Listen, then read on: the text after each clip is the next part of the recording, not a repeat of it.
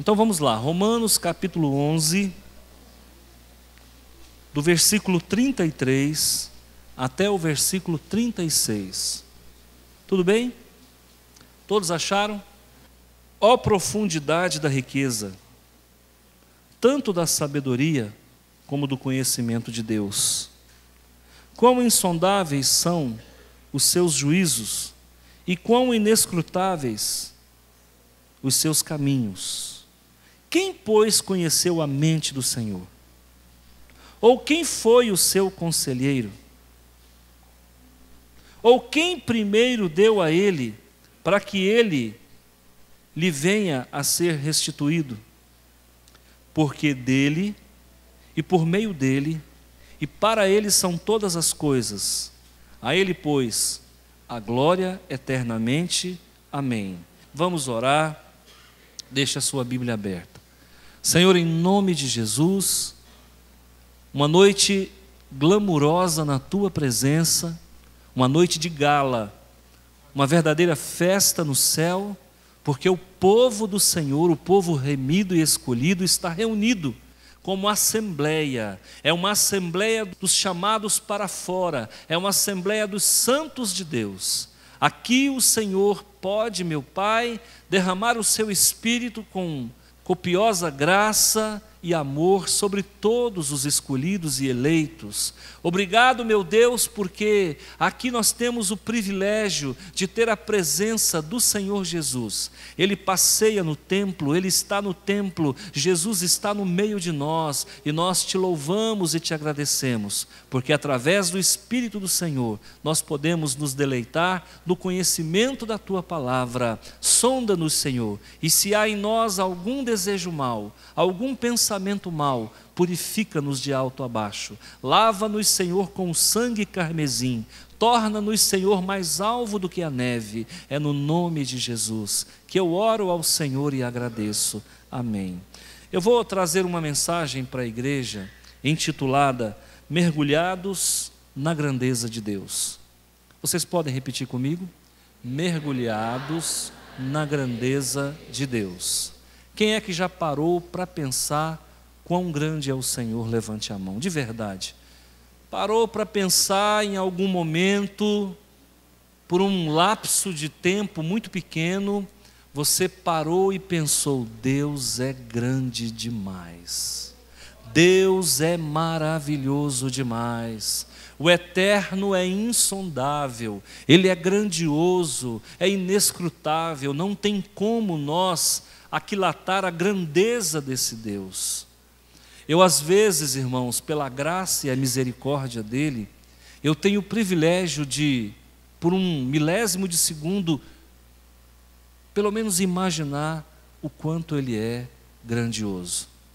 E eu acho que nós temos que mergulhar dentro dessa grandeza universal do nosso Deus. Eu acho que nós temos que pedir a Ele que Ele se revele a nós. Nenhuma revelação vem a nós se Deus não permitir que isso aconteça. Tudo que você sabe de Deus é porque Ele se revelou. Se há algum momento, no momento da oração, onde você consegue ter um lampejo do amor, da graça de Deus, você pode ter certeza que é porque Ele se deu ao direito de se revelar. Então, queridos, se nós sabemos alguma coisa dEle, é porque Ele nos revelou. Porque se Ele não se revelar, nós estaríamos na escuridão. Quando Jesus então nasce, quando Jesus encarna, nós tivemos ali, irmãos, nada mais, nada menos do que a palavra de Deus tomando forma humana. Ele é o verbo, Ele é a palavra, e a palavra de Deus encarnou, e a palavra de Deus habitou entre nós, e por isso nós podemos contemplar a grandeza desse Deus. Por que Deus criou o universo? Simplesmente, irmãos, para revelar a sua glória. E o que é a glória de Deus? É a grandeza de Deus. O que é a glória de Deus? É o esplendor da sua majestade. O que é a glória de Deus? É tudo o que Ele é tudo o que Ele faz, é tudo o que se diz respeito a Ele.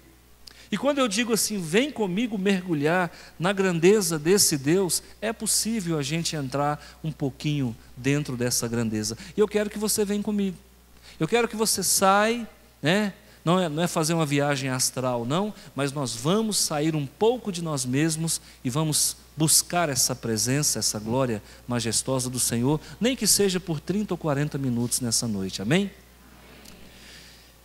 Eu li esse texto, até porque eu li um texto hoje, um devocional, sobre C.S. Lewis, e um escritor irlandês, que nasceu em Belfast, em 1889, e ele morreu 65 anos depois, mas um escritor, um professor, alguém que contribuiu muito para a obra de Deus.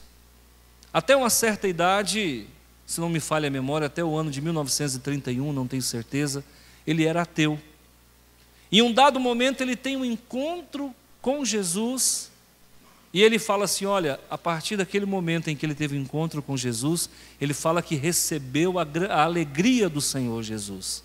Ele chama esse encontro de momento de alegria com Jesus. Ele é considerado o apóstolo dos céticos. Ele tem frases de efeito filosóficas que expressam a grandeza da sua sabedoria e do seu caráter. Esse homem, ao ler ele hoje pela manhã, a minha mente meio que se abriu e eu consegui ver algumas coisas. E o devocional que ele deixou, que ele escreveu, ele fala sobre a importância de nós nos entregarmos a Deus. Agora, para nós nos entregarmos a Ele, primeiro nós temos que saber quem é Ele. Para nós nos entregarmos ao Senhor da glória, nós precisamos conhecer um pouquinho dessa glória, porque a gente não se entrega a quem a gente não conhece. Nós não nos entregamos totalmente para um ser desconhecido. Então eu quero falar um pouco dessa grandeza. Nós estamos diante de um mistério aqui. A Bíblia trata de muitos mistérios. Por exemplo, o mistério da Trindade. É um mistério. Por mais que eu tente explicar para você, Deus Pai, Deus Filho, Deus Espírito Santo, nós teremos muita dificuldade de entender. Nós temos o mistério da encarnação do Verbo. Se eu tentar explicar para você o nascimento de Jesus, nós vamos ficar sem entender, porque o nascimento de Jesus é um mistério. Se nós formos tentar entender o mistério da piedade, que é o sacrifício de Jesus, nós também não vamos entender. E agora nós estamos diante de um quarto mistério da palavra de Deus, aqui grafado nas páginas do capítulo 11 de Romanos, quando ele diz assim: ó profundidade da riqueza, tanto da sabedoria como do conhecimento. Qual que é o mistério? É o mistério da grandeza de Deus. E você só vai entender essa profundidade com as 3 perguntas que vêm logo a seguir, no versículo seguinte. Ó profundidade da riqueza, tanto da sabedoria como do conhecimento de Deus. Então eu tenho 3 aspectos importantes sobre a grandeza de Deus, e você vem comigo. Primeiro, a riqueza de Deus. Diga comigo, Deus é a própria riqueza. Deus não é rico. Ricos somos nós. Deus é a própria riqueza. Tudo é dele. Tudo pertence ao Senhor. Os céus e a terra e tudo que nela se contém. Então todo o universo, de norte a sul, de leste a oeste, é do próprio Deus, então ele é a própria riqueza. Isso é uma profundidade que nós não conseguimos alcançar. E eu vou mostrar para você daqui a pouco. Segundo, a profundidade da sabedoria. Deus não tem sabedoria, Ele é a própria sabedoria. O que é sabedoria? É fazer a coisa certa na hora certa, do jeito certo. E isso o nosso Deus sabe fazer. E depois você vai ver uma terceira grandeza de Deus, na sua profundidade ao conhecimento.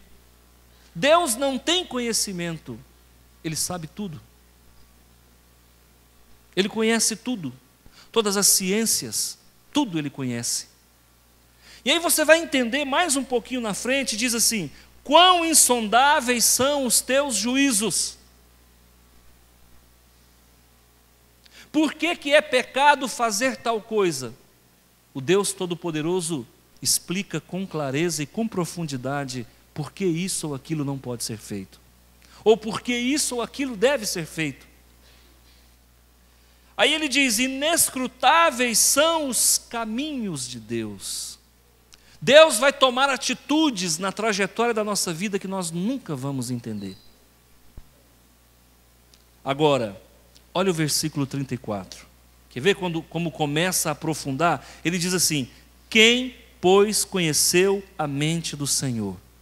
Qual a mente humana que tem o conhecimento que Deus tem, ou que Deus é? Então a profundidade dele é tão enorme, é tão grande, é tão imensurável, que na sequência o apóstolo Paulo pergunta: quem, pois, conheceu a mente do Senhor? Diga: ninguém.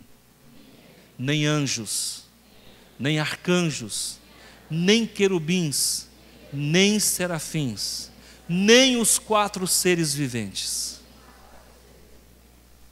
Ninguém conhece o que Deus conhece. Aí a segunda pergunta diz: ou quem foi o conselheiro de Deus? Quem é que tem a sabedoria para ensinar Deus alguma coisa? Ninguém.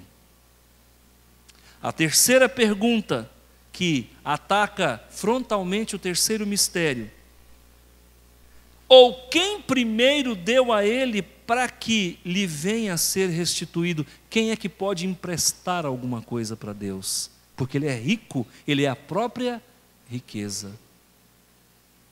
Ninguém pode emprestar nada para Deus, porque tudo lhe pertence.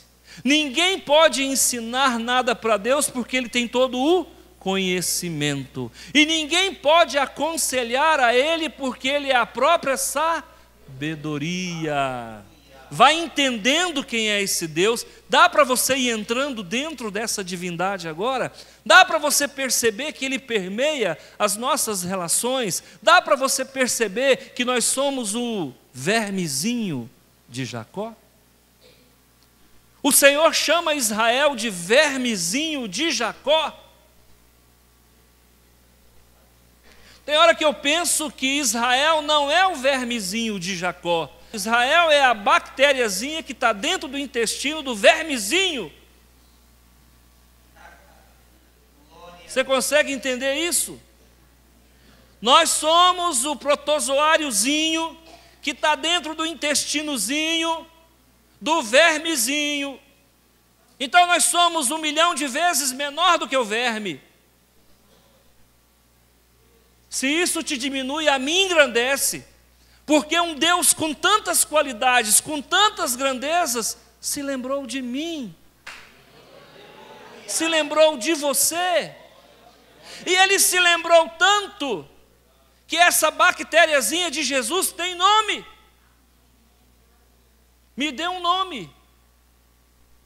E mais, me deu uma família. E mais, me deu o poder de buscá-lo. E mais, me fez grande, assentado à destra, junto com Jesus, nas alturas celestiais. Deus nos tira lá do charco, do mais profundo abismo, esquece tudo que nós somos e nos faz assentar com Cristo nas regiões celestiais. Eu quero te fazer um convite para você ler o capítulo 11 de Romanos. Você vai ter alguns insights muito legais. Eu li o capítulo 11 de Romanos, e aí eu começo a entender por que o livro de Romanos levou Paulo a se converter a Cristo e abandonar o catolicismo. Você começa a entender por que Lutero se converteu ao ler o livro de Romanos. Você vai entender por que o livro de Romanos falou tão profundo a Calvino. Você vai entender por que quando você lê o livro de Romanos existe sabedoria por demais. Existe sabedoria atomizada dentro desse texto e contexto? Paulo trata aqui no capítulo 11 do livro de Romanos, diz o seguinte: sabe por que o Evangelho chegou até nós? Porque Israel, a nação de Israel, desprezou o Salvador. Quando Israel pensou que Deus era refém dele, e mataram o próprio Filho de Deus, Deus disse: não quer não? Tem quem quer. Nós somos o segredo de Deus para Israel. Nós somos o mistério que não havia sido revelado no Velho Testamento. Quando Israel rejeita o Filho de Deus, os gentios dizem: eu quero. Quando a nação de Israel, o povo que achava que tinha Deus nas mãos, o Senhor diz: olha, eu agora vou ganhar um outro povo, que é o povo gentil. E sabe por que o Evangelho chegou até nós? Porque o Israel rejeitou o Evangelho. Nada que Deus faz está perdido. Tudo que Ele faz. E aqui no capítulo 11 diz que o Senhor entorpeceu o entendimento dos judeus para que Ele pudesse nos alcançar. A plenitude do tempo, a plenitude dos tempos para os judeus, venceu com o nascimento, acabou, venceu, esgotou-se com o nascimento do profeta João Batista. E agora nós estamos na plenitude do tempo dos gentios. Mas com Deus tudo tem um prazo de validade. Amanhã também o nosso tempo vai se esgotar. E quem não aceitou Jesus, faça isso hoje. Faça isso agora. Eu quero morar com Deus. Quem quer morar com Deus, levanta a mão. Mas se você não mergulhar na grandeza desse eterno, se você não aceitar aquilo que o judeu rejeitou, e se você não entender que Deus é tudo, você não entra no céu. A tua beleza não é suficiente, a tua sabedoria não é suficiente, a cor do teu cabelo não é suficiente.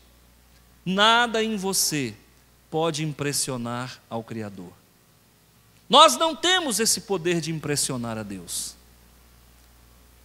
Porque tudo que acontecer ao longo de toda a história da humanidade já estava previsto. Ele já sabia que ia acontecer.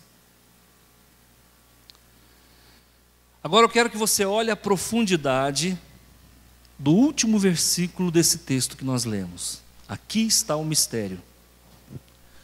Porque dele, diga comigo, porque dele, e por meio dele, e para ele, são todas as coisas. Quem criou o universo? Quem criou o universo? Dele. Aqui está dizendo: o universo é dele. Porque dele. Aqui está falando do alfa. Aqui está falando do princípio. No princípio era o verbo estava com Deus, e o verbo era Deus, e no princípio não existia matéria. No princípio Deus pairava no vácuo, Deus pairava no nada. Tudo veio a existir por causa de Jesus, pelas mãos de Jesus, porque dele o alfa então cria todas as coisas. Em Cristo Jesus todas as coisas vieram a ser criadas, vieram à existência, e haja luz, é a voz de Deus criando do nada, é o verbo que estava com Deus e era Deus. Porque dele, diga, tudo pertence ao Senhor. Agora preste atenção na outra profundidade. E por meio dele, ele cria tudo, e agora no segundo processo, ele sustenta tudo. Está tudo nas mãos do Eterno. A terra não se move 1 milímetro nem para cima nem para baixo. O sol não brilha 1 fóton a mais ou 1 fóton a menos. A lua não consegue sair do domínio da terra, a terra não consegue sair do domínio do sol, e o sol não se move dentro da galáxia. Ele sustenta tudo. O homem não consegue criar nada, o homem só consegue criar problemas. Escuta, se você entrar no YouTube hoje, você vai ver esses youtubers, né, que querem fazer sensacionalismo, Terceira Guerra Mundial. Estão dizendo que em 8 anos o planeta estará destruído. Quem é o homem para destruir o que Deus construiu, irmão? O máximo que a gente consegue é tumultuar, é bagunçar, mas essa terra não será destruída por homem nenhum, porque ele não tem o direito, ele não tem a autorização e ele não tem o poder, porque tudo está nas mãos do Senhor. É verdade que as coisas vão se complicar, mas destruir o mundo, o homem não tem essa força. Nem mesmo o Satã 2, que é um míssil com ogiva, com a maior ogiva nuclear da Rússia, tem esse poder. Agora, ele cria tudo, ele sustenta tudo, e tudo que acontece dentro desse mundo volta para ele. Olha o que diz: porque dele, por meio dele e para ele são todas as coisas.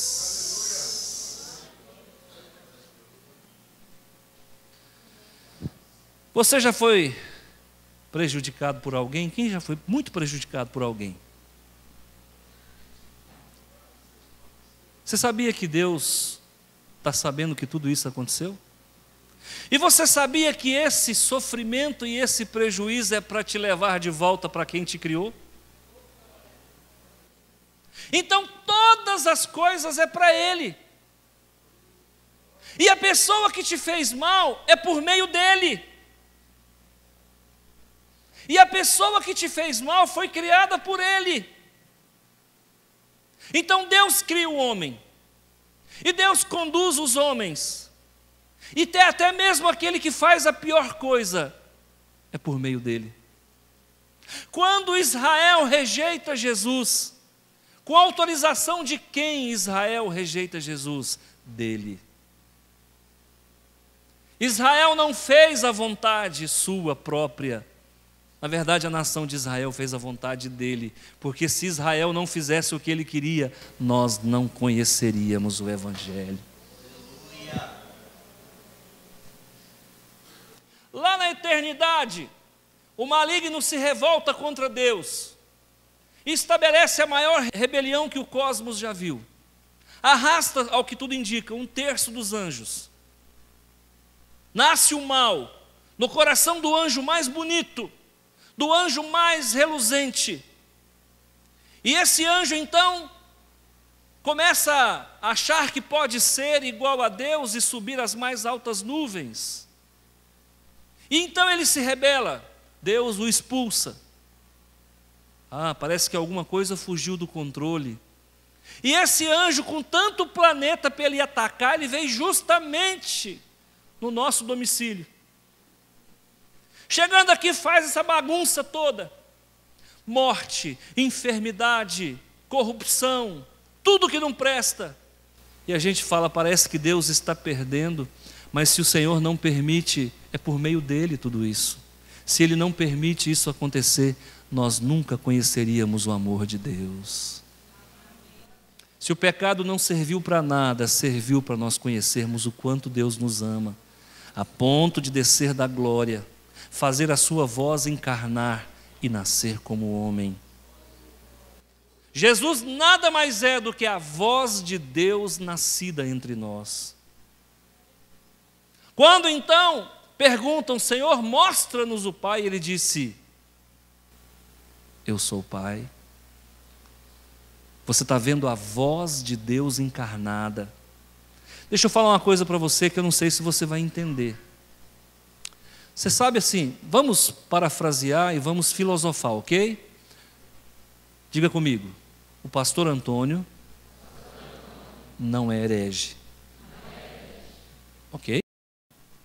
Deus é tão Deus, Deus é tão poderoso, Deus é tão grandioso, Deus é tão maravilhoso, que onde ele se aproxima, de onde ele se aproxima, no lugar onde ele está e tudo que ele faz gera vida.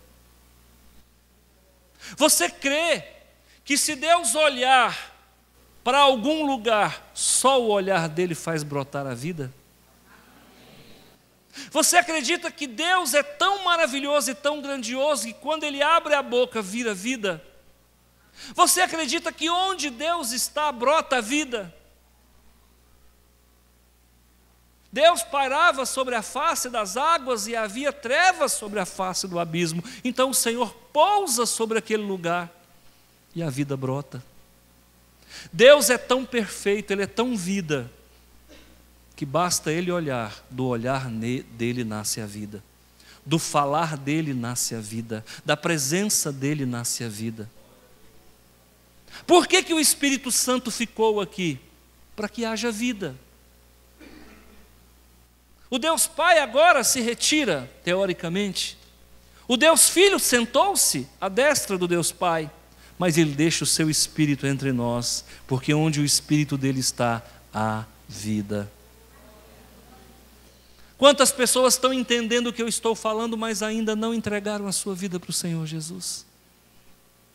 E aí, voltando, C.S. Lewis, ele faz um paralelo que eu achei muito interessante. E ele usa a figura do ovo. E ele diz assim: como o ovo é interessante. Às vezes, ele diz, às vezes eu acho que o homem se parece com um ovo. Eu falei, onde é que esse cara vai parar, meu Deus? Me comparando com um ovo. E aí ele tece alguns comentários. E preste atenção. Qual o prazo de validade de um ovo? Quem sabe? A galinha acaba de botar um ovo. Quanto tempo dura esse ovo? Quem arrisca? Quem é entendedor de ovo aí? Se o quê? Então não choca não. Sem chocância. Quanto tempo dura um ovo? 30 dias se estiver na geladeira. Naquele lugarzinho onde você põe os ovos. 30 dias. Se você acondicioná-lo a 4 graus, ele dura 60 dias. Se você deixar fora da geladeira nos dias atuais com muito calor, é 15 dias. Então o ovo, no máximo que ele vai viver, são quantos dias? 60 dias. E às vezes a gente se parece com um ovo. Mas sabe por que que o ovo dura apenas 60 dias? Porque ele troca a imortalidade para ser estrela no prato de alguém. E às vezes a gente troca a imortalidade que há em Cristo Jesus para viver 60 anos, 80 anos. Se você cuidar bastante de você, talvez você viva mais do que isso. Se você não ficar bem acondicionado, é 15 dias, é 15 anos, é 20 anos, é 30 anos. Você conhece alguém que viveu 30 anos e morreu? Levanta a mão. Pois é, tem ovo que só dura 30 dias. Você conhece alguém que viveu 60 ou mais? Muito bem acondicionado? Tem ovo que vai até 60 dias. E tem gente que come ovo até com 90, correndo o risco de contrair uma infecção de salmonela. Outra coisa, nós pegamos um ovo na mão e o chamamos de ovo. Você pega um ovo na mão e chama de ovo. Mas às vezes ele não é um ovo, ele é um óvulo. Quem está entendendo, levante a mão. Tem diferença? O que é um óvulo? É um ovo sem fecundação. Se eu trouxer um ovo aqui, eu pergunto, é um ovo ou um óvulo? Você vai ter que me fazer uma pergunta. Essa galinha tinha namorado ou não? Se essa galinha tinha um amante profissional ao lado dela, porque o galo é um profissional do terreiro. Então a galinha vai botar ovo. Se ela é solteiríssima, ela vai botar óvulos. Às vezes a gente olha para uma pessoa e fala, é um crente. Na verdade, é um óvulo. Ainda não é um ovo. Quem está entendendo, levanta a mão. Nós olhamos para um ovo e o que nós vemos? Apenas uma carapaça, uma casca. Mas ali dentro existe um conteúdo, ou não? E esse conteúdo se comunica com o meio externo, sim ou não? Sim. Há trocas gasosas entre o ovo e o meio externo. Tanto que dependendo do que você guardar na geladeira, o ovo pode assumir o cheiro característico daquilo que você guarda na geladeira. Escuta, esse ovo, ele precisa, durante o processo de incubação, ele precisa de umidade. Tanto que quem vai chocar ovo na chocadeira tem que pingar gotas d'água para gerar umidade, porque falta galinha. Então preste atenção, nós, às vezes, como disse C.S. Lewis, nos parecemos com o ovo, porque nós interagimos com o meio. Todo crente interage com o meio. Agora a pergunta que ele faz e que eu faço para você é: você nasceu para brilhar na mesa de alguém e não fazer história? Você viu tanto que um ovo é bonito frito, irmãos? Um ovo frito com arroz, branquinho. É lindo, não é? Fala em língua ou não fala? Você já viu um tanto que um ovo misturado com farinha, principalmente quando você está com preguiça de fazer janta? Você já viu tanto que um ovo cozido pela manhã é delicioso? Você já percebeu o tanto que um ovo misturado com qualquer coisa vai sempre bem? Então tem muitos crentes, irmãos, que na verdade servem apenas para dar prazer a algumas pessoas, mas não foi para isso que Deus te constituiu. Pensa que um ovo pode se transformar numa ave, e uma ave pode botar muitos ovos, e muitas aves podem nascer. Você é um ovo pronto para ir para a mesa, ou é um ovo pronto para ir para o mundo? Quem está entendendo, levanta a mão. Eu descobri que eu não tenho dom para alimentar mesa nenhuma. Eu quero formar mais ovos. Eu quero formar mais gente melhor do que eu. Porque um ovo virar uma ave é fantástico. Quanto vale um ovo? Quanto vale uma ave? Você percebe o quanto Deus quer usar você? Você percebe o quanto Deus é grande? Você sabia que antes de você nascer você era um óvulo? Evoluiu para ovo, evoluiu para embrião, evoluiu para feto e virou gente. E agora, vai acabar nisso? Gente gera gente, vida gera vida. Deus é grande. E Deus tem o poder de fazer algo minúsculo, invisível ao olho nu, se transformar em alguém tão especial como você. Hoje, se você morrer, você faz falta. Deixa eu te falar o tanto que pessoas importantes mudam o mundo. Existia um homem chamado David Livingstone, que nasceu em 1813. Esse homem nasceu na Escócia. Se formou em medicina. E quando ele teve um encontro com Jesus, ele decidiu abandonar a medicina e fazer missões na África, num tempo em que não tinha o aparato tecnológico que nós temos hoje. Ele trocou a profissão de médico. Vocês sabem que médico sempre foi a profissão. Todo o tempo foi assim. Ele troca isso para viver entre os tribais. E a história conta que David Livingstone viajou 48 mil quilômetros a camelo, a cavalo e a pé. Esse homem sozinho cortou o deserto do Kalahari 2 vezes. Poucas pessoas conseguem fazer isso. Esse homem pregou em vários países, Angola, Zimbábue e outros países da África. Esse David Livingstone, foi ele que descobriu as Cataratas Vitória. Ele foi um homem que fez, um estadista que fez missões num dos continentes mais pobres do país. Agora pasmem, sabe como é que ele morreu? Orando. Ele estava em um dos países da África e sentiram a falta dele. Foram procurar esse homem, quando o acharam, o encontraram de joelhos, morto. Ele morreu de joelhos, falando com Deus. Esse Deus é tão grande, irmãos, que vale a pena até morrer orando. Esse Deus é tão grande, irmãos, que faz com que um médico abandone a sua profissão. Esse Deus é tão grande que faz com que um ateu descubra a sua grandeza e a sua profundidade.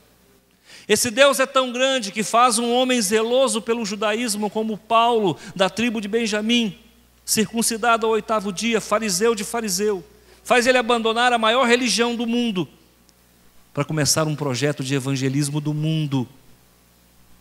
Esse homem é tão maravilhoso, que todas as pessoas com quem ele se encontra, ele transforma. Assim como eu deixei a feitiçaria, a macumbaria, o espiritismo, o baixo espiritismo, para hoje estar aqui falando dele, muitos de vocês deixaram o pecado. E muitos de vocês vão deixar o pecado hoje, para servir esse Deus que vale a pena viver com ele. Porque viver sem Jesus a gente até consegue, mas morrer sem ele, não queira partir para a profundeza do mundo espiritual, sem ter o encontro com aquele que criou o universo. Ele te chama pelo nome, e hoje ele fala contigo. Talvez é a primeira noite que você vem a essa igreja, e talvez você nunca mais volte aqui, mas hoje é o dia que o Senhor fez para se encontrar contigo. Eu quero que você feche os olhos, eu vou orar com você.